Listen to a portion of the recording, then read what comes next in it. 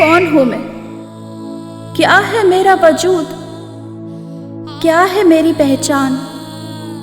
किसी की बेटी, किसी की बहन, किसी की बीवी, या फिर एक जिस्म जिसे नोचने को तैयार है चील, कौवे और भेड़िए। जीते जी तो लड़ गई मैं उनसे, पर मरने के बाद मेरे मुर्दे जिस्म को भी नहीं छोड़ा उन्होंने।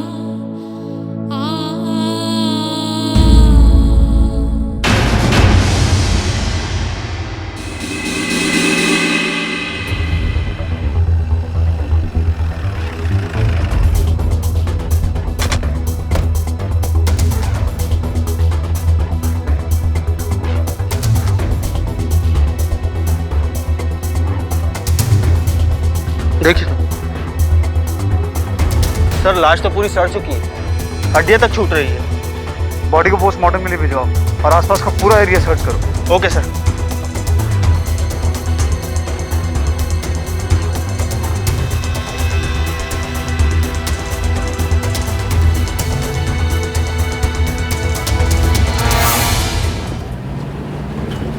लाश करीब 4 से 4.5 महीने पुरानी है। लड़की का कद 5 फीट 7 इंच है और उम्र 22 से 23 के बीच। मौत की वजह? पहले सर पे किसी रोड से वार किया गया था, स्कल टूटी हुई है और उसके बाद गला घोटकर मर्डर किया गया। स्ट्रैंगुलेशन के मार्क्स हैं गले पर। डेड बॉडी के साथ किसी ने बलात्कार किया है। आप श्योर हैं इस बात को लेकर? जी हाँ, क्योंकि प्राइवेट पार्ट्स पे जो हमें इंजरीज मिली है वो एंटीमोर्टम नहीं, पोस्टमार्टम है। सीमेन डिपॉजिट के ट्रेसेस बाहर प्राइवेट पार्ट पर ही हैं, यानी सीमेन यूट्रस तक तो पहुंचा ही नहीं, क्योंकि तब तक तो सेल्स डेड हो गए थे। नमस्कार, आज क्राइम पेट्रोल डायल 100 के एपिसोड में हम आपको दिखा रहे हैं पुंसिया बाजतपुर बिहार में हुए एक घिनौने अपराध की दास्तां। एक 22-23 साल की लड़की की लाश पुलिस को मिली और प्राथमिक जांच से पता चला कि पहले उस लड़की की हत्या की गई और फिर उसके साथ बलात्कार। कोई अपराधी इतना अधम कैसे हो सकता है?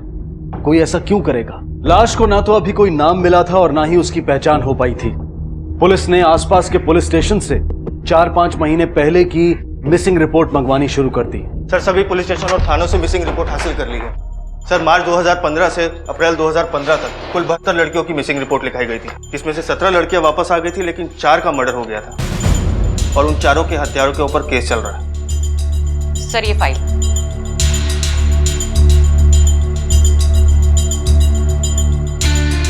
रितिका, तुम्हारी हाइट कितनी? 5.3। और पाठक तुम्हारी? Sir, 6 feet. तुम्हारी पत्नी की? तकरीबन 5 फीट 3 इंच। पाठक, जिस लड़की की डेड बॉडी मिली है उसकी हाइट है 5 फीट 7 इंच और हमारे यहाँ इतने ऊंचे कद की लड़कियां बहुत कम मिलती हैं। पाठक, एक काम करो, जिन लड़कियों की मिसिंग केस की फाइल अभी तक क्लोज नहीं हुई है उनके परिवारों से पता करो ऐसी कितनी लड़कियां हैं जिनकी हाइट लगभग इतनी है। सिर्फ उन्हीं परिवारों को शिनाख्त के लिए बुलाओ। मुझे लगता है अब इस लड़की का कद ही इस केस को सुलझाने में हमारी मदद करेगा। लाश काफी गल चुकी थी और अब उसकी पहचान हो पाना मुश्किल था। पुलिस ने अनुमान लगाया कि हो सकता है कि लड़की की मिसिंग कंप्लेंट ना लिखवाई गई हो, इसलिए उन्होंने खबरियों के नेटवर्क को काम पर लगा दिया। 5 गांव से 5 लड़कियों के गुमशुदा होने की खबर मिली, लेकिन उनमें से सिर्फ 3 लड़कियों का कद लाश से मैच करता था। अब जांच का दायरा सिमट कर उन 3 परिवारों तक आ पहुंचा था। क्या उनमें से कोई शिनाख्त कर पाएगा इस लाश की? ये चूड़ियां हमें लाश के हाथों से मिली थी। आप पहचानते हैं इसे? आपकी बेटी की है? नहीं साहब, न तो ये चूड़ियां हमारी बिटिया के हैं और न ये लाश। नहीं साहब, हमारी बहन लंबी जरूर थी पर ये नहीं हो सकती। ठीक है, आप लोग जा सकते हैं। वो तीसरी फैमिली का क्या हुआ? सर, तीसरी फैमिली एक ड्राइवर की है, नाम है फिरोज। उसकी बीवी लापता है, अभी पटना गया हुआ है, देर रात तक लौटेगा, कल सुबह तक थाने आ जाएगा।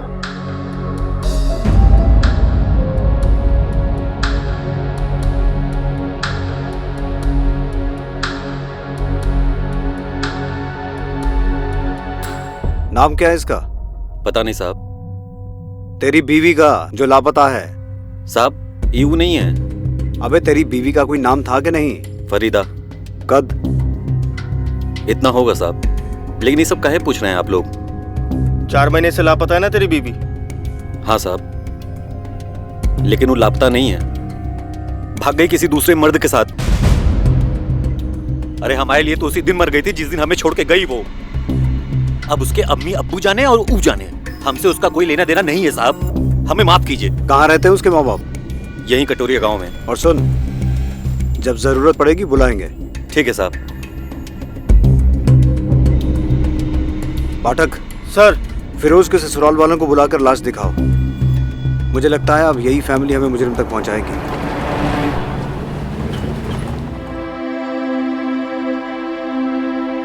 सर।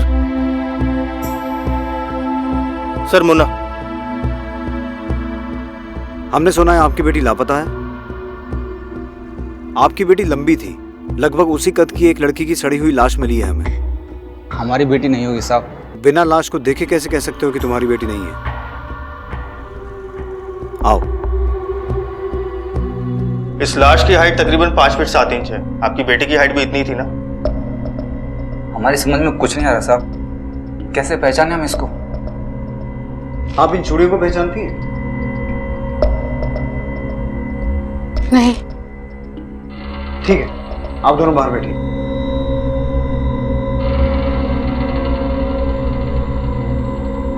पाठक। सर। इन दोनों को लैब लेके जाओ, इनका डीएनए सैंपल लो और लाश के डीएनए के साथ मैच करवा के देखो। और हाँ, ये लाश जिस बोरी में मिली थी उसके ऊपर एक मार्क था, वो भी पता करो आइडेंटिफाई हुआ है या नहीं। सर।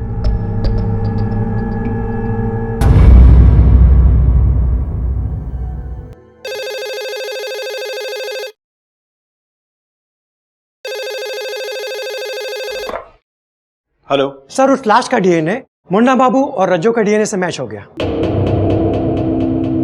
मतलब लाश फरीदा की है? जी सर। थैंक यू डॉक्टर साहब। पाठक। सर। फरीदा की दोनों फैमिलीज को बुलाओ। अब इन दोनों फैमिलीज की कुंडली हमें खोलनी होगी। फरीदा और उसके शौहर के ताल्लुकात कैसे थे ये पता लगाना बहुत जरूरी है, क्योंकि शौहर तो कह रहा है कि उसकी बीवी किसी के साथ भाग गई थी। सर ऐसा भी तो हो सकता है कि जिसके साथ वो भागी थी उसी ने उसे मार दिया। हो सकता है, लेकिन अगर वो किसी के साथ भागी थी तो कोई अपनी प्रेमिका को मारकर उसकी लाश के साथ रेप क्यों करेगा? अब इस केस को सुलझाने के 2 ही रास्ते हो सकते हैं पाठक। पहला तो ये पता लगाना कि वाकई में फरीदा ऐसी थी जैसा उसका शौहर बता रहा है, और दूसरा उस क्रिमिनल की साइकोलॉजी को समझना जिसने ये घिनौना अपराध किया है। पाठक, लाश के साथ रेप हुआ है, ये क्रिमिनल नेक्रोफिलिक भी हो सकता है। मुझे लगता है हमें क्रिमिनल साइकोलॉजिस्ट डॉक्टर बोस की मदद लेनी चाहिए। तुम एक काम करो, तुम फिरोज के साथ तहकीकात शुरू करो, मैं डॉक्टर बोस को मिलकर आता हूं। Sir. Well, since it's a case of dead body rape, इसमें कई सारी पॉसिबिलिटीज हो सकती हैं। बैठो। एक तो ये कि शायद कोई आपसी दुश्मनी हो। इस लड़की की तस्वीर है कोई आपके पास? जी नहीं। इसकी संभावना बहुत ज्यादा है कि लड़की बेहद खूबसूरत होगी, और यह भी हो सकता है कि कोई उसे पाने की कोशिश करता रहो और अंत में कुछ हासिल होता नजर नहीं आया तो पहले उसने लड़की का मर्डर कर दिया और फिर रेप। कोई दिल जला आशिक ये क्राइम कर सकता है। डॉक्टर बोस, इस केस में ऐसी कोई जानकारी तो नहीं मिली है, फिर भी हम इस एंगल के बारे में गौर जरूर करेंगे। कोई खूबसूरत लड़की अगर ना कहे तो मेल ईगो को चोट लगती है और वो ऐसी हरकत कर सकता है। एक और पॉसिबिलिटी है, लेकिन वो बेहद रेयर है। नेक्रोफिलिया। डॉक्टर बोस, मुझे नेक्रोफिलिया के बारे में थोड़ी डिटेल जानकारी चाहिए। नेक्रोफिलिया मतलब मेंटली इम्बैलेंस लोग जो सिर्फ डेड बॉडीज के साथ ही रेप करते हैं। लेकिन ऐसे लोगों में ज्यादातर औरतों से प्यार पाने की हिम्मत नहीं होती। अपीयरेंस से वो लोग शाय दिखते हैं, औरतों से नजरें भी नहीं मिला सकते, लेकिन अपनी शारीरिक जरूरतों की पूर्ति करने के लिए वो लोग डेड बॉडीज की तलाश करते रहते हैं। ऑपर्चुनिस्टिक नेक्रोफिलियक्स। लेकिन ऐसे केसेस बहुत रेयर होते हैं, क्योंकि हमारे यहाँ ज्यादातर डेड बॉडीज को दफनाया नहीं जाता बल्कि जलाया जाता है। डॉक्टर बोस, ऐसा भी तो हो सकता है कि लड़की का खून किसी और ने किया हो और उसके बाद डेड बॉडी के साथ रेप किसी और ने किया हो सकता है। अगर ऐसा है तो आपको एक नहीं दो मुजरिमों को तलाशना होगा।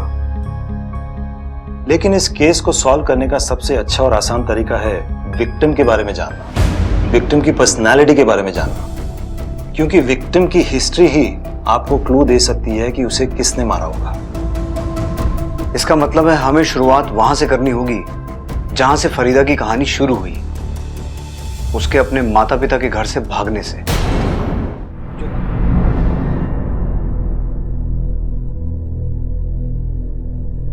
सर, फिरोज। फिरोज, जो लाश तुम्हें दिखाई गई थी वो किसी और की नहीं बल्कि तुम्हारी बीवी फरीदा की है। और बड़ी हैरानी की बात है कि उसको मारने के बाद उसकी लाश के साथ रेप हुआ है। रेप हुआ है? तो नहीं तो होना ही था। अच्छा हुआ मर गई, जीते जी तो मार ही डाला था ना उसने हम लोगों को। कोई नहीं सोचा था कि वो ऐसी निकलेगी। फिरोज, तुम फरीदा को कब और कहां मिले थे? सर, एक दिन की बात है, हमारी गाड़ी खराब हो गई।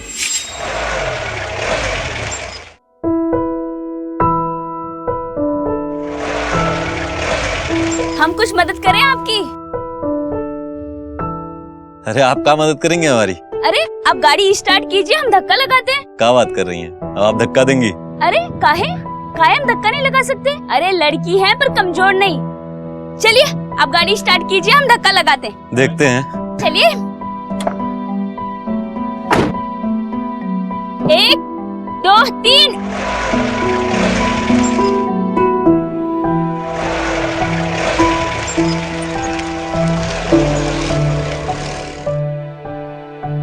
देखा, निकल गई ना। भाई मान गए आपको। सुनिए, कहीं जाना है तो चलिए छोड़ दें। नहीं रहने दीजिए। और वैसे भी देखिए ना, पाँव पूरे खराब हो गए, आपकी गाड़ी खराब हो जाएगी। अरे तो हमारे पैर में कौन सा गुलाब का पंखुड़ी जड़ा है? साहब का गाड़ी है, कोई टेंशन नहीं है, आ जाइए। अच्छा ठीक है, फिर चल लेते हम।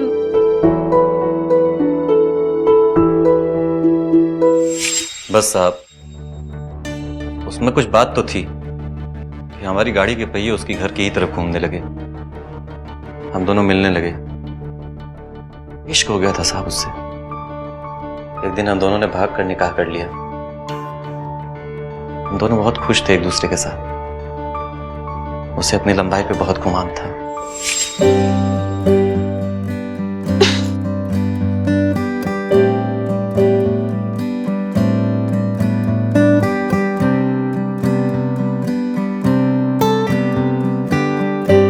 अरे फिरोज, हाँ सुनो तो, यहाँ हो ना। हुआ क्या? इतना काहे शर्मा रहे हो? हाँ, बीवी है हम तुम्हारी, कोई परोसन नहीं। अरे लेकिन काम का है। बस यहाँ खड़े रहो, काम कुछ भी नहीं है, चुपचाप खड़े रहो और निहारो कि तुम्हारी बीवी कैसे पंखा साफ करती है। जो काम आज छुप छुप के कर रहे हो ना, तो यहाँ पर करो। क्यों? हाय अल्लाह, ये तो देखा ही नहीं हमने। 1 फुट नाटे रह गए तुम हमसे। लगता है तुम्हारी अम्मी तुम्हें बचपन में दूध कम पिला रही।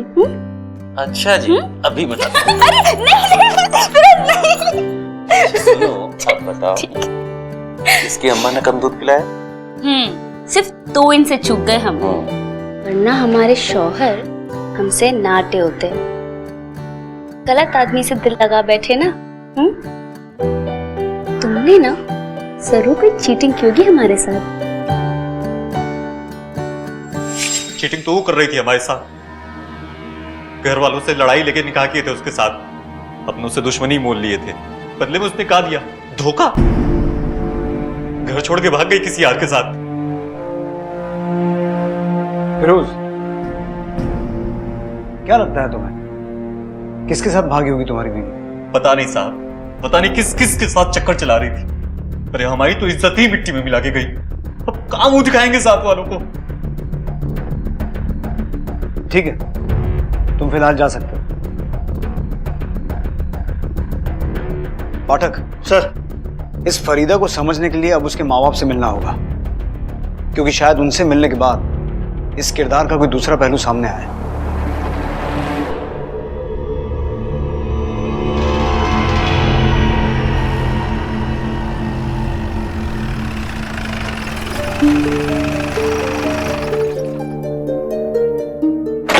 मुन्ना बाबू।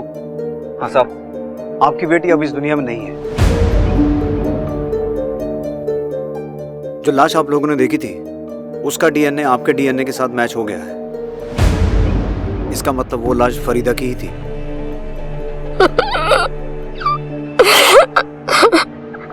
संभालिए अपने आप को। मुन्ना बाबू, हम आपकी बेटी के कातिल को ढूंढ रहे हैं और इस काम में हमें आपकी मदद चाहिए। हमने आपको पहले बताया नहीं, लेकिन आपकी बेटी का पहले कत्ल हुआ और फिर उसकी लाश के साथ किसी ने जबरदस्ती की, बलात्कार किया उसके साथ। आपको किसी पर शक है? कोई अंदाजा है कौन हो सकता है जो आपकी बेटी के साथ ऐसा घिनौना अपराध कर सकता है? नहीं साहब, सच कहें तो हम हमारी बेटी के बारे में कभी समझ ही नहीं पाए। बड़ी उम्मीद थी उससे, किस बाप को नहीं होती। पर एक दिन वो भाग गई किसी के साथ। बाद में पता चला कि उसने शादी कर ली है। दोनों कहीं अलग रहने लगे। लड़के का नाम फिरोज था। फिर फिरोज के माँ बाप ने भी उन दोनों का रिश्ता कबूल कर लिया और फिरोज अपने खानदान के साथ ही रहने लगा। हमें लगा कि हमारी बिटिया खुश है वहां। ईद का मौका था, हम दोनों बिटिया की ससुराल गए। लीजिए, मुंह मीठा कीजिए, आपकी बेटी फिर से भाग गई। अरे वैसे भी आप लोगों को तो अपने आप पर फक्र होना चाहिए। अरे ऐसा क्या सिखाया है आप लोगों ने? ऐसे कौन सी परवरिश दी है अपनी बेटी को? कोई भी चाहने वाला मिला नहीं कि वो भाग जाती है। अरे फरीदा की अम्मी, आप क्यों सर झुका रही हैं? अरे खाइए, मिठाई खाइए। अरे अम्मी, थोड़ा भी जाने दो। छोड़ो क्या मुन्ना बाबू, आपने तो ऐसी बहू दी कि तमाशा देखने के लिए मेला जाने की जरूरत ही नहीं पड़ी। हमको ही तमाशा बना के गई वो। ये ऐसे बुत बने क्या सुन रहे हैं? चलिए निकलिए, दफा होइए यहाँ से। चलिए उठिए। लड़की के माँ बाप थे हम, शर्म से सर झुकाकर लौटा। बुरा मत मानिएगा, लेकिन जब फरीदा आप लोगों के साथ यहाँ रहती थी शादी से पहले, तब उसका किसी के साथ कुछ? नहीं साहब, हमारी बेटी ऐसी नहीं थी। हाँ, वो बहुत हंसी मजाक करती थी। वो कद में लंबी थी ना, इसलिए जो भी लड़के उससे कद में छोटे थे ना, उनका बहुत मजाक उड़ाया करती थी। पर हमारी बेटी ऐसी नहीं थी। आपकी बेटी और फिरोज के बीच मोहब्बत थी, फिर उनकी शादी भी हो गई। फिर अचानक ऐसा क्या हुआ कि? ये तो हमारी भी समझ में नहीं आ रहा साहब। 1-1.5 साल में ऐसा क्या हो गया कि वो भाग गई? आपके पास आपकी बेटी की कोई तस्वीर तो होगी?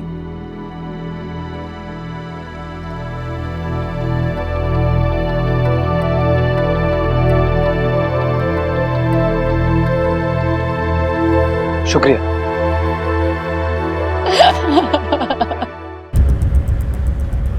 जैसा कि डॉक्टर बोस ने कहा था, लड़की वाकई खूबसूरत है। ऐसा लगता है ये खूबसूरती ही इसकी दुश्मन बनी होगी। बहुत चाहने वाले होंगे इसके। सर कोई दिलजला आशिक भी तो हो सकता है इसके पीछे। इसके शौहर को जरूर पता होगा कि कौन इस पर मर मिटने को राजी था और कौन इसे मार के मिटाने को। पहली बार तो उसने साफ साफ जवाब नहीं दिया, लेकिन अब वही हमें बताएगा कि इसके कितने आशिक थे और कौन कौन था। फिरोज, ये तो तय है कि तुम्हारी बीवी का खून किसी दिलजले आशिक ने किया है। साहब कहा जाने कितने दिलजले आशिक थे उसके। अरे बच्चलन थी साहब, हम तो फंस गए उससे शादी करके। हमारे घर से ही भाग गई। भागकर गई कहाँ थी और किसके साथ भागी थी? पता नहीं साहब, लेकिन आए दिन लोग उसको इधर उधर देखा करते थे उसके आशिकों के साथ। और ये आशिक था कौन? किसने देखा? कहाँ देखा? अभी 4-5 महीने पहले देखा गया था उसको उसके आशिक के साथ, यही कबीरपुर दरगाह पर। रघु भैया ने देखा था उसको, दौड़ के आया और हमको बताया, लेकिन जब तक हम लोग वहां जाते निकल चुके थे दोनों। रघु भैया कौन है? हमारे गांव में रहते हैं। कहीं उसी की नजर तो नहीं थी फरीदा पर? अरे नहीं साहब, बहुत अच्छे आदमी हैं, बड़े भाई के जैसे हैं हमारे। हमारे निकाह में बहुत मदद किए थे। पाठक, दरगाह पे जाके पता करो, पता तो चले ये सच बोल रहा है या झूठ। सर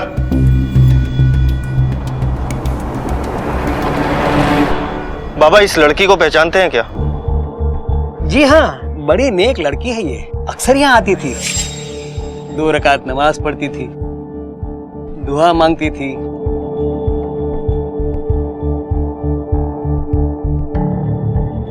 गरीबों को खाना खिलाती थी।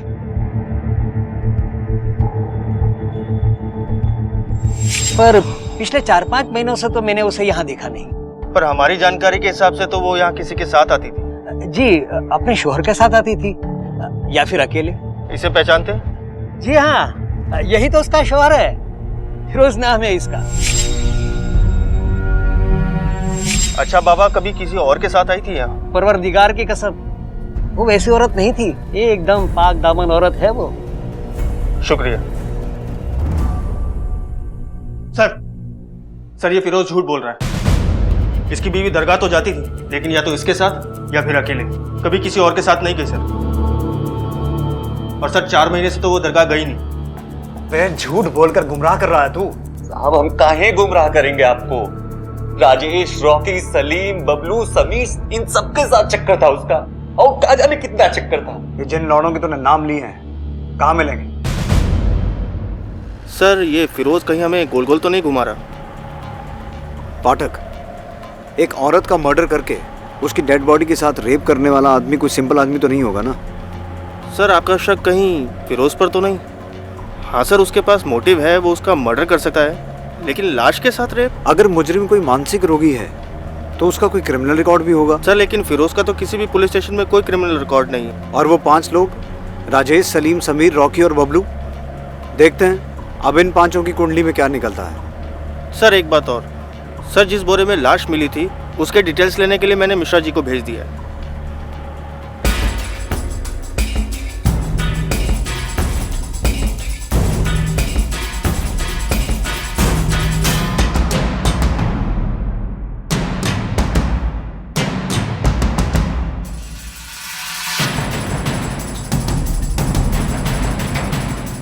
रॉकी ना पत्ते वो तेरा पेरी करता है। चुप रोतले, हरदम रोते ही रहता है।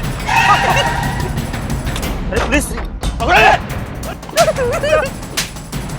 साहब पत्ते खेल रहे थे, जुआ नहीं खेल रहे थे हम लोग। सिखा मत। राजेश कौन है? ये साहब। तूने फरीदा को आखिरी बार कब और कहाँ देखा था? सब फरीदा भाभी को उनके घर पे।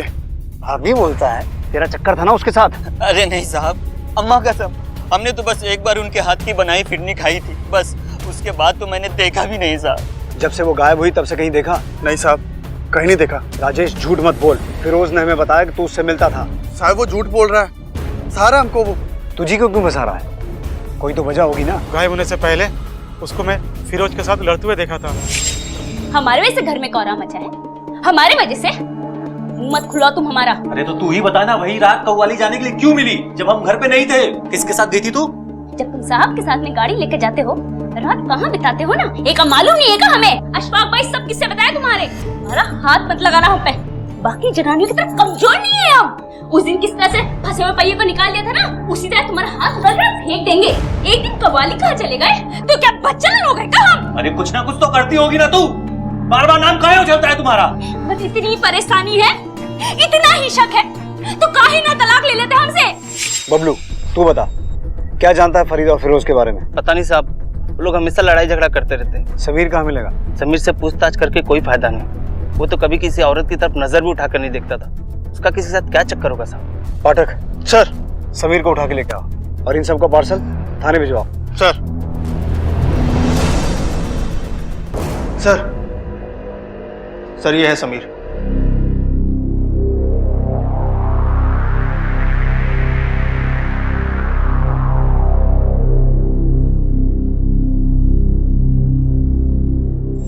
अपीयरेंस से वो लोग शायद दिखते हैं, औरतों से नजरें भी नहीं मिला सकते।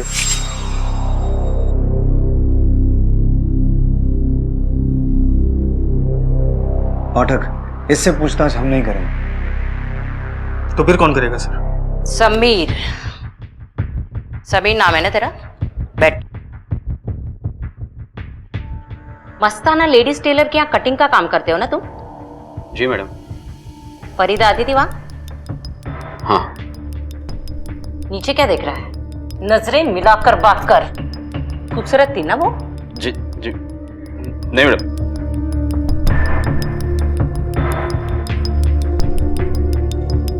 खूबसूरत है, दिल तो आ ही गया होगा ना?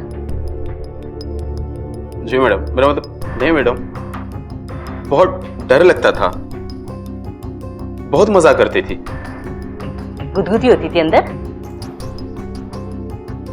जी नहीं। अच्छी लगती थी? जी नहीं मैडम, अक्सर कपड़े सिलवाने आया करती थी, तो नाप मुझे ही लेना पड़ता था। डॉक्टर बोस ने जैसा कहा था ये बिल्कुल वैसा ही है। और बहुत छेड़ती थी। एक दिन वो मेरे दुकान पर आई। अरे कैसे हो लाजू जी? अच्छा लाजू जी, अब एक काम करिए, फटाफट से हमारा माप ले लीजिए। वो कहा ना सलवार कमीज सिलवानी है। जी वो मास्टर जी नहीं है। अरे मास्टर जी नहीं है तो क्या हुआ, आप तो है ना, जल्दी से माप ले लीजिए हमारा। वो आपने वो फिल्म देखी है जो नई आई है, ओ ऐश्वर्या राय की? हाँ, उसमें कैसी कुर्ती सिली है, बस डिट्टो ऐसी सिलवानी है हमें।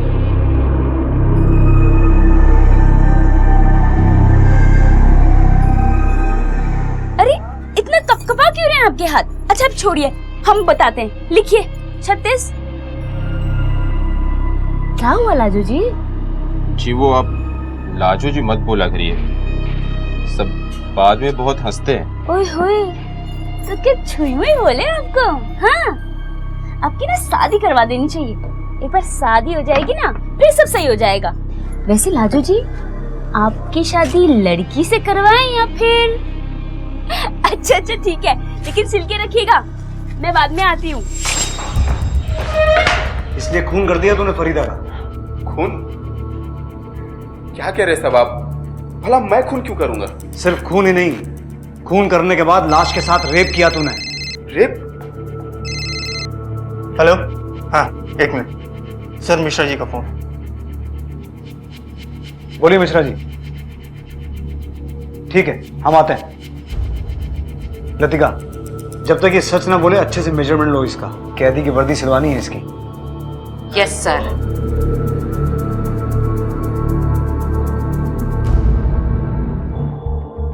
जी सर, ये बोरी तो हमारे यहाँ की है, लेकिन इसमें लाश कैसे आई ये मैं कैसे बता सकता हूँ?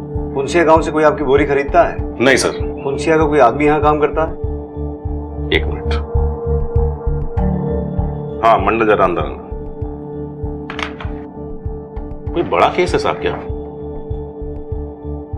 फुंसिया गांव से कोई हमारे यहाँ काम करता है क्या? सर वो अपना टेम्पो ड्राइवर रघु, वहीं का है। ये रघु भैया कौन है? हमारे गांव में रहते हैं। बुलाओ उसे। सर 2-3 दिन से छुट्टी पे, बीमार है। उसका नंबर और एड्रेस दीजिए, पर याद रहे उसे बताना मत, समझ गए ना? रघु जिस पर फिरोज को बेहद भरोसा था, उसकी क्या भूमिका थी इस जुर्म में? क्या वो शामिल था, या फिर उसे भी इस जुर्म की कहानी लिखने वालों ने पुलिस की आंखों में धूल झोंकने के लिए लाकर खड़ा कर दिया था? शक के घेरे में एक मासूम सा दिखने वाला समीर भी था, जिसे पुलिस नेक्रोफिलिक यानी कि लाशों के साथ शारीरिक संबंध बनाने वाला मान रही थी। क्या वो सकुचा सा, सहमा सा मासूम युवक वाकई इस जुर्म का सूत्रधार था?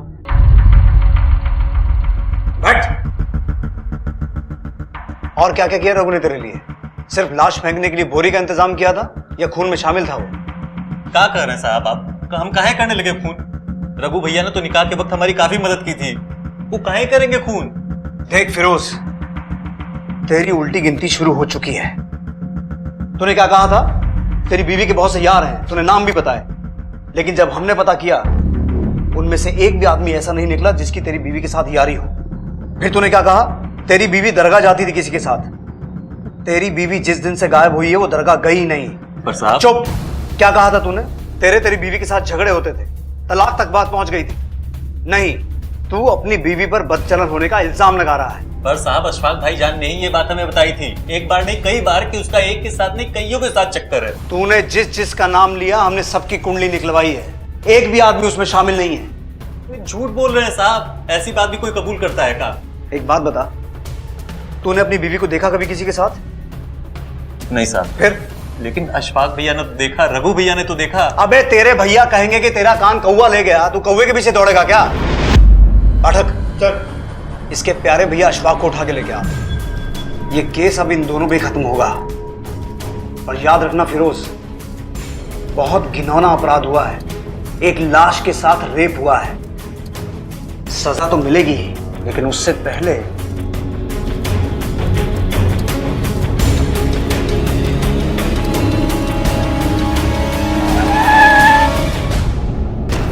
चल अशफाक खड़ा हो। अरे साहब, तेरे हजामत हम बनाते हैं। अरे साहब, लेके चल।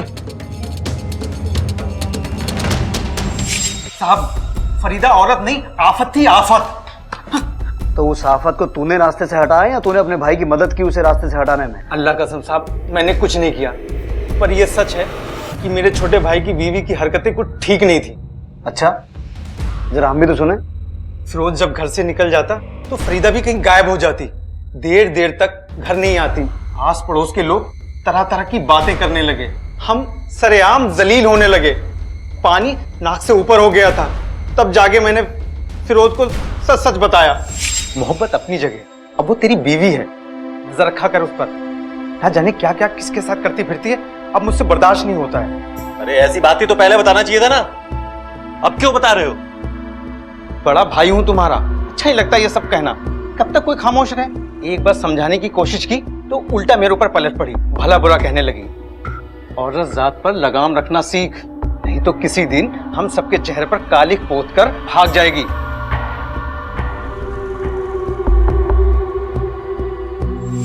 साहब, मैंने फिरोज को कई बार आगाह किया, सब लोगों ने देखा।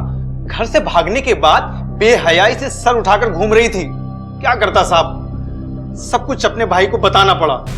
भाई ने कहा तो सच, बीवी ने कहा तो झूठ। ऐसी बात नहीं है साहब, आपको पता नहीं है, अशफाक भाईजान नहीं रहते तो हम कभी घर वापस नहीं आ सकते थे। तो भाई का कर्जा तूने ऐसे चुकाया, बीवी की जान लेकर।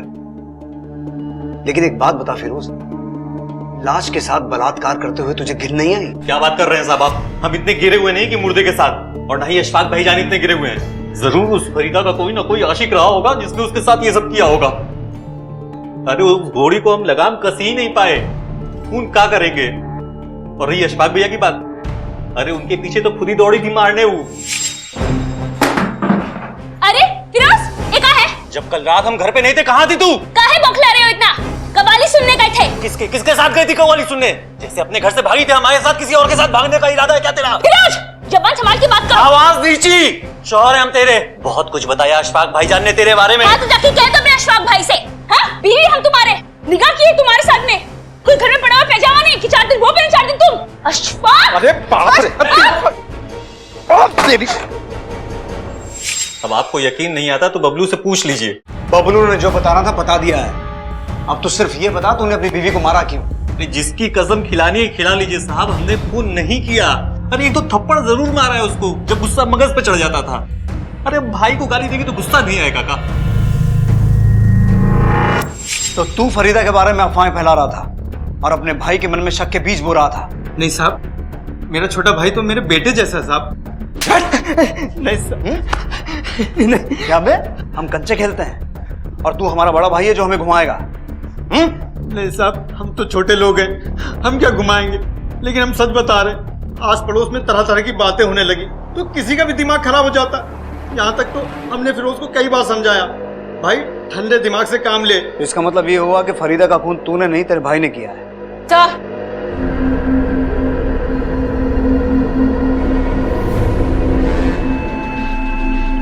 रघु कहाँ छुप के बैठा था? सर, इवनिंग कॉलेज के पीछे बगीचे में। ये और राजेश दोनों दोस्त हैं और दोनों के दोनों हिस्ट्री शीटर। अब इनकी हिस्ट्री के नए पन्ने हम लिखेंगे। मिश्रा जी, आप प्रस्तावना लिखिए, हम आते हैं। जी सर। लतिका जी समीर को जाने दो। जी सर। पाठक सर, अब इस केस का असली मुजरिम हमारे हाथ में है। अशफाक, फिरोज, राजेश या रघु, या फिर ये चारों।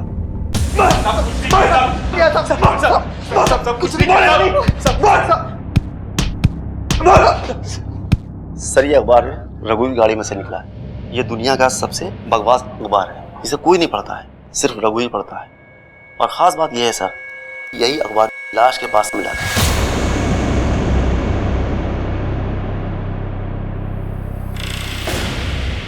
बोलो, क्यों मारा फरीदा को?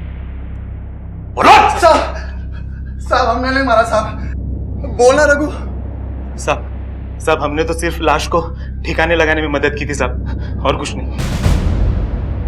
अगर तुम दोनों ने फरीदा को नहीं मारा तो किसने मारा है? लाश के साथ रेप किसने किया? व्हाट?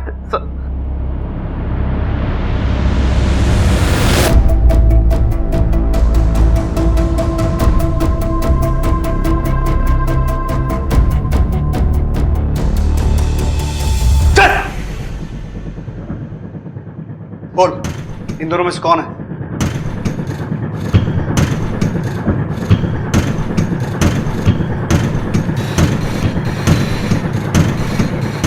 सभी।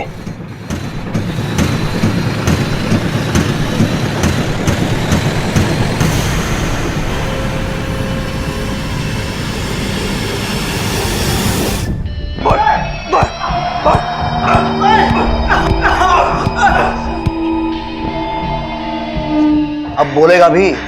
मैंने मारा फरीदा को। पहले मैं फरीदा और फिरोज की शादी के खिलाफ था। जब मैंने फरीदा को देखा तो देखता ही रह गया। मैंने अब्बू को मना लिया।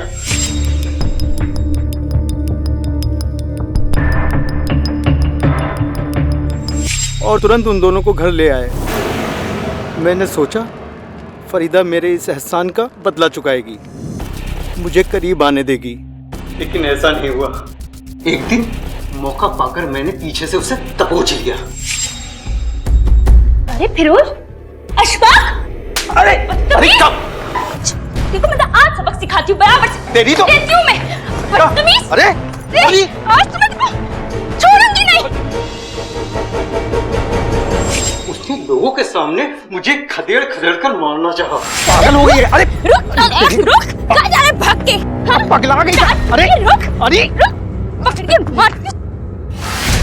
रुक, कहाँ जा रहे? मैंने रघु और राजेश के साथ मिलकर एक प्लान बनाया।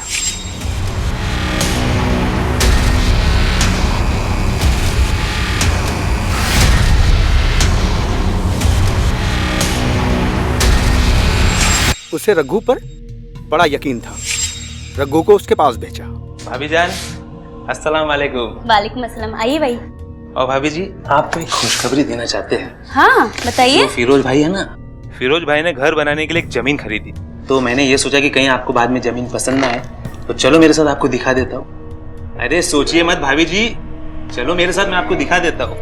अच्छा, खुशी की बात है, इतने का सोचना। आइए भाभी जी, मैं हूँ ना आपके साथ। हाँ हाँ चले। जमीन दिखाने के बहाने टेम्पो में उसे बिठा लाए।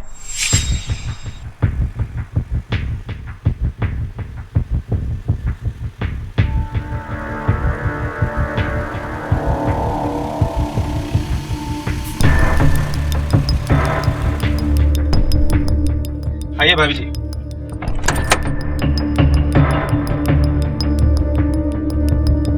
ये देखिए, ये जमीन खरीदी है इतना बढ़िया सा।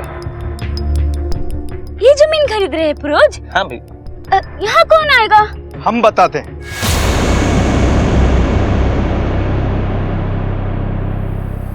अशफाक, यहाँ से थोड़ी दूर पर है वो जमीन जो तुम्हारे लिए मुकर्रर की गई है। देखोगी तो हैरान हो जाओगी। रघु भाई, ये यहाँ क्या कर रहे हैं? हम यहाँ क्या कर...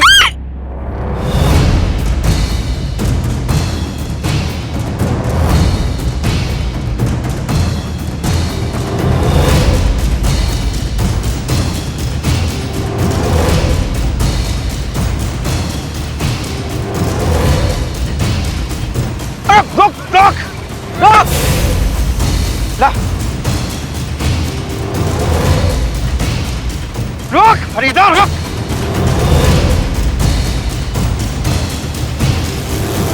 रुक, रुक, रुक।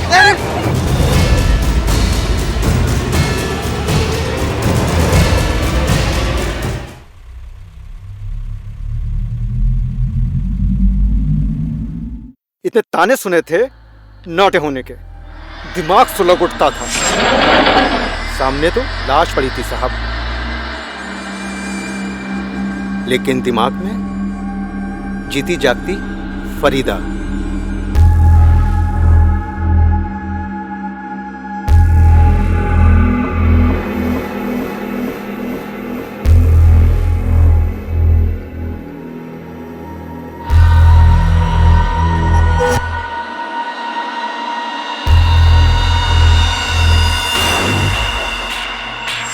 शर्म आती है तुम जैसे आदमी को सामने देखकर। ऐसी चार्जशीट बनाऊंगा तुम्हारे खिलाफ कि जमानत को भी तरस जाओगे।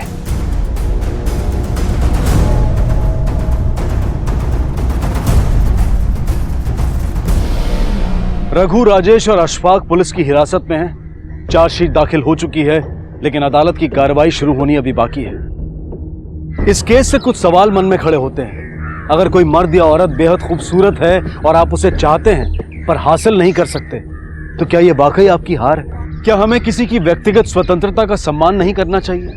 और खूबसूरती कोई बाजार में उपलब्ध वस्तु नहीं है जिसे हम जब चाहे खरीद लें, और अगर खरीद ना सकें तो फिर उसे लूट लें। फरीदा के प्रति अशफाक की लालसा ही इस जुर्म की जड़ थी, जिसने ना सिर्फ एक घिनौने जुर्म को जन्म दिया, बल्कि अशफाक ने अपने भाई की शादीशुदा जिंदगी भी तहस नहस करके रख दी। ऐसी भावना, ऐसे विचार जिस दिन भी मन में जागे, उन्हें फौरन मन में ही मसल देना चाहिए, क्योंकि जुर्म पहले मन में पैदा होता है और फिर हकीकत में। मन की इस मैल पर नजर रखना बेहद जरूरी है। अब मैं अनूप सोनी आपसे विदा लेता हूं। फिर मुलाकात होगी अगले एपिसोड में एक और चौंका देने वाले केस के साथ। तब तक अपना और अपने परिवार का ख्याल रखें और देखते रहें क्राइम पेट्रोल डायल 100। सबक एक को सीख हम सबको। जय Hind. If you want to enjoy more Crime TV content like this, please subscribe to our channel and click the bell icon.